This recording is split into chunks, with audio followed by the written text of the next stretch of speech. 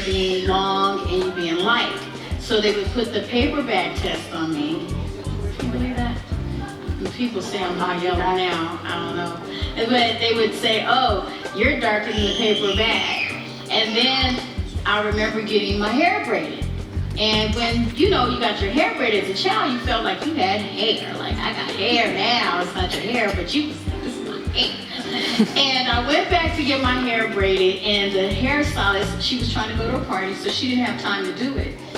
And she goes, I got you, don't worry. She braided my hair in a beehive.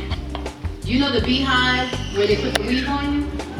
That's how she braided my hair. And she put a little bead, a wooden bead, right on the side, right in the middle of it, right? So that's what she gave me and sent me on my way. And I got to school, and oh my God, they talked about me so bad. That was probably like the worst time of my life at that point. And I remember the kids were just mean, and like, you look ugly, and you look like a monkey, and you're African booty scratcher. And I had this one teacher, Miss Brown, and Miss Brown said, don't listen to them, you look like a beautiful little princess. And yeah, sweet, but I was like, whatever, Miss Brown. You don't have to go outside and play with these bad kids, you know? But that was a really, that was hurtful as a child when you don't really understand your emotions and what beauty is, what's ugly. To have children come to you and say, you're ugly, you're like, but not in a way that's kind, so you learn that ugly doesn't feel good. Yeah, you take it literal. Yeah. And children absorb and internalize very quickly. And I didn't want to go to school for the rest of my life after that, because that's how you feel when something bad happens. Like, I never want to go back. But it empowered me, because what I did was I said to myself, no one will ever hem me up again. I'm going to learn how to do my hair. And I was 9 years old. And I was like, I'm going to learn how to braid my hair. And every time a braid would come out, I put it back in and fall to the floor. I pick it up and kept doing it until it got better and better and better. And here I am with you now.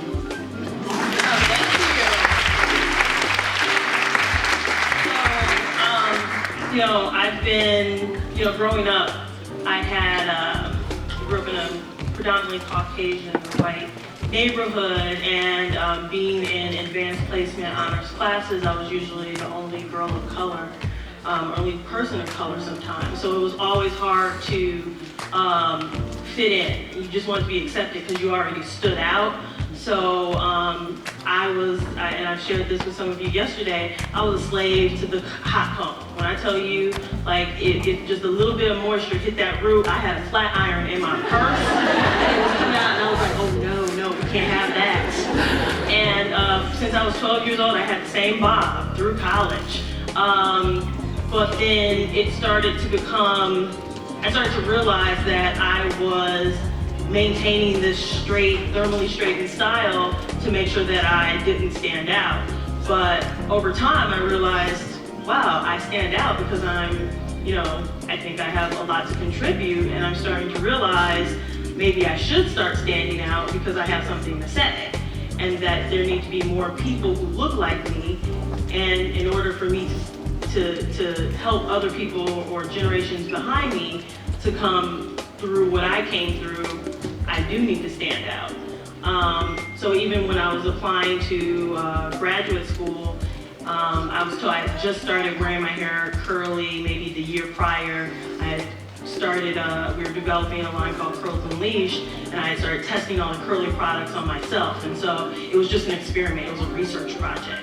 But I would still go back straight when I wanted to go hang out with my friends. But at work, it was okay, because I worked for a hair company. So I was like, oh, you know, let's put this product on this side and that product on this side. And gradually I started to think, wow, like, I kind of want to go out in public like this. I'm starting to like it. My confidence grew, and I started to say, you know, why is it not okay for me to be in corporate America and in these, you know, universities and have curly hair?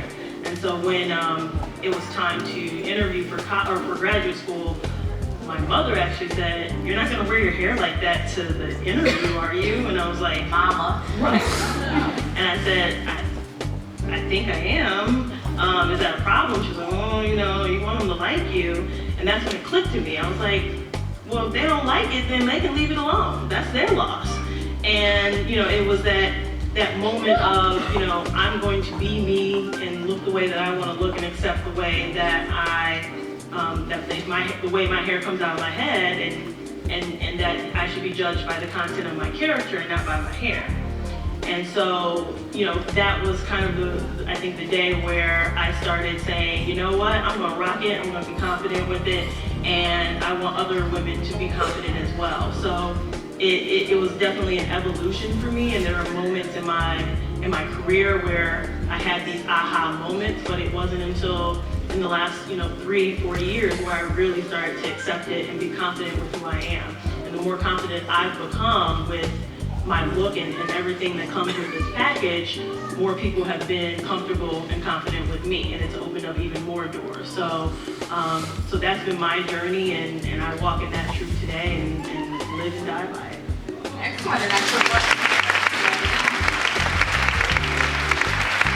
Now, Dickey, I know you're a dude, right? But there's some things that you actually went through as a child, being of mixed race, and even now, some people still think you're a white man, right? Right. I'm not a white guy. You don't know nothing about white man, right? You get that all the time. So tell me a little bit about your personal journey and your own self-acceptance, because I know you do have a story as well. Yeah, I lost my mom at the age of 3 at 68, and so I was raised with an all chocolate brown family. And it was also the racial climate, as you well know, in the late 60s was very thick. You grow up with a bit of armor, and but I was light with freckles or white with freckles and red hair. And as far as my family knew, I was black, and so I didn't know any different. And except that I had red hair and was bad. And so you spend your life kind of, going up in that kind of climate. There were 2 words that were used. It was either half-breed or nigger. We were on the ground if any of those words came out. So I grew up with kind of that, but also knowing that there was a lot more going on around me, and these kind of stories or your experiences really, they mold who you are. You don't become victim to them as much as you know that whatever work you do your experience becomes really the work. There's no shortage of work out there to do. So it becomes your narrative, right? And it becomes more of a testimony than they do you getting trapped in these stories. And so for me, in doing hair, it was really about that I came from the spirit of a very kind of a struggle with raised in America, and that's what it is. And I by no way can complain about anything, because we all know that there was a people that came before us that had a much greater struggle. And so it's about really carrying that on and making sure that the work that you do is relevant to that fight and that continued struggle. So that's really where me and hair roots comes from. It's just wanting to explore more of women in terms of how they see themselves. And because I grew up in the 70s where none of the women in my family had hair horror stories. They all had long, big, enormous afros. Nobody had dry, broke off hair, and they got their hair pressed once a week for church. And if you wore a braided style, you wore an elaborate braided style with beads down your back. And you know what? Those braids didn't stay in for longer than a week. And so we've gotten so past, these decades are very short, we've gotten so beyond what real hair care, being proud of your hair is about, because of the last, I'd say the 80s and the 90s and the early 2000s, where it's like all of these things were pushed, all of the love for your hair was pushed in a closet. So it really is about rediscovering you and your hair, so you can, have that real love affair with it. That's what my work is about. Well, thank you for sharing that. I decided open school night because I did not want my friends in school to see that I had a white grandmother. It was that deep because they constantly made fun of me. They called me Whitey, Mighty, Whitey Mouse. Everything white, but they correlated it with being something bad and negative, the fact that I was white to them. And I hated it, I was ashamed of it. And like I said to Felicia, you take that literal as a kid, and it didn't matter what society thought, because as we grow up, and we don't need to get into the light, dark conversation necessarily, but some people are like, well, I have it harder than you because, I grew up as a dark-skinned girl and this is what happened to me.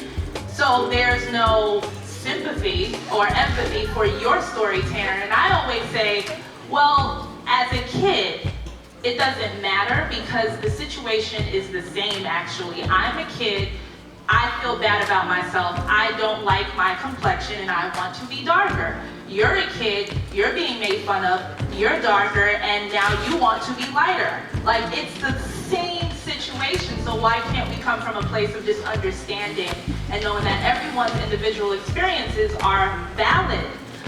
So, either way, I wanted to be darker, I thought I was too skinny, I wanted to have curves and braids and long hair, straight hair. So I hated my hair. I just had self-image issues all to the T growing up.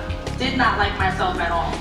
And just getting past that, I was so happy when I kind of discovered my natural hair in a sense when YouTube came out and I saw all these beautiful women just playing around with it, and that's what inspired me to kind of experiment and journal and just share my experiences with my hair, and that helped me so much. I'm like a way different person than I was 5 years ago. I remember wanting the perfect hair. It was like, oh yeah, I'm natural, I'm free. But now, what products can I use to get my hair to look like hers though? And then I couldn't get my hair to look like certain women's hair. I wanted kinkier hair. I thought my hair was too loose and curly. I didn't like that. So I wanted products to make my hair curlier. And it wasn't working out. And I was very frustrated and I came from one prison and went to the next prison. So it wasn't really freedom. It was just me still comparing my hair, just like I compared myself to other women. And that's when I decided to cut all my hair off and lose the crutch. And I became very vulnerable to myself and to others. And I like to say that's when I introduced myself to myself, because I felt so naked without hair. And as it grew out, I loved the actual texture. It wasn't damaged, and I got to really know it. And then I got to really love my frizz. And that's when I changed for real. When I was able to walk outside with 3 or 4 day hair and be okay. And this would have been a bad hair day 5 years ago. This is airplane hair for 2 days. And I just took a pic and fluffed it out. No definition really. And this would have ruined my whole day. But now I love it. I'm happy with it. And I think because now I own it, it's all about perception and perspective with self-image. Everyone else loves it.